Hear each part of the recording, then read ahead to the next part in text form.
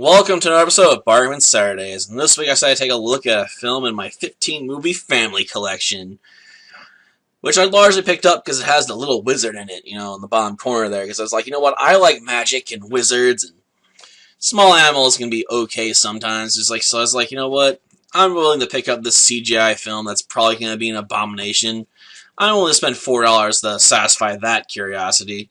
Sadly, it's the kind of curiosity that's probably going to kill me one of these days, but by golly, I spent my money on it. But we're not here to talk about The Little Wizard today. We're here to talk about Simon and the Spirit Bear, a film that gets labeled with a family adventure classic at the top of its box, which I don't get why, because when you realize it's not about, a kid getting lost in the forest and saved by a spirit bear, it's actually a documentary about Simon Jackson and his effort to save the spirit bears. Basically, the spirit bears are a rare subset of black bears only found on a small series of islands in British Columbia, like Princess Royal Island and stuff like that, that have all white fur. They're rather rare, to say the least. There's like 1 to 500 of these white bears in the wild, currently. At least that's the estimate, So there's not too many spirit bears walking about, amongst these islands. And the black bears that are in the area, the only ones that have this like recessive trait to create these white bears. It's a weird, legacy from somewhere in their line, but it's there and it's interesting to see. So it's a subset of black bears that you just want to see preserved, just because a white black bear is definitely an interesting concept, isn't it? Like with a name like Black Bear, it should be black, but it's a white black bear. It's like a loop. It's a circle that drives you mad. But yeah, the fact that it's all down to genetics and recessive traits and allele frequencies, it definitely caught my interest somewhat.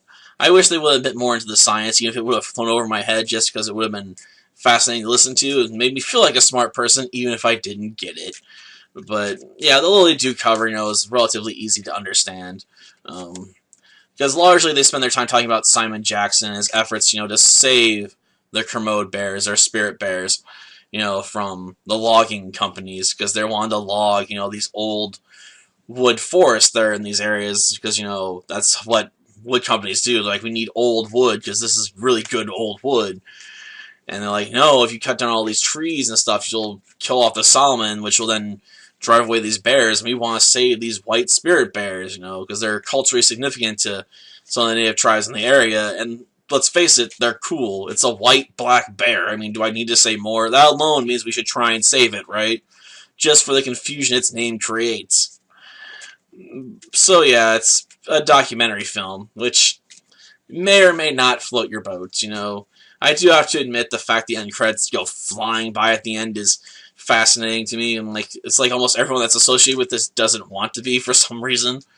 Like, did they get blackmailed into it? They're like, no, we had to do this, so let's just make sure the end credits fly by so fast you have to pause your way through them in order to read them, basically. Maybe I shouldn't be too surprised. It's hard to find anything out about this film online.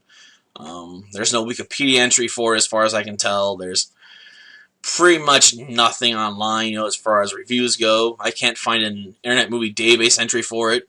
In fact, the only site I found that actually shows the film is Amazon Prime. And to find it, I had to look up the film by its title and how long it is. And if you look up, by title and with Family Adventure Classic, you just get alternative options for the box art, which just have bigger, smaller bears on them.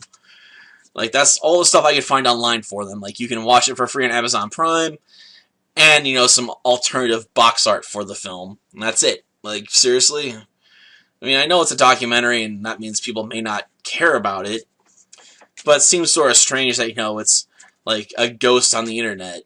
Like if I wasn't holding it in my hand, I'd have to wonder if it even existed. Apparently, it's just one of those kinds of films. I mean, it's not the only film that doesn't exist, I'm sure, on the Internet Movie Database, and you can't find much about it online because it's just really obscure. It gets buried by, Simon Jackson, the true story or whatever. There's a film that's, a more fictionalized version of the Simon Jackson story that's out there. It just probably just buries this film. which is probably why it's so hard to find anything about it. It's like I have to go digging through dozens of pages to find anything about this documentary from 2002 for whatever reason.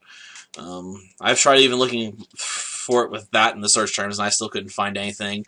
Even if I put in the director in the title, I still don't turn up anything besides Amazon Prime. It's irritating, you know.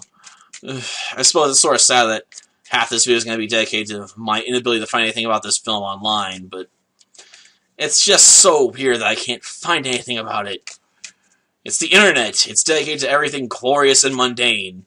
There's people who have dedicated their time and energy and effort into doing things that are completely pointless outside of, being able to brag and say you did them, despite the fact that what you're doing is unbelievably hard and serves no real purpose than self-gratification. But yeah, if you like documentaries, you may like this, or not. I don't really watch enough documentaries to know if this one's any good or not. Until next time, then. See ya. After gorging on a feast of salmon, the black bear retires to a mossy bed. And minutes later, almost like magic, the ghost of the rainforest reappears.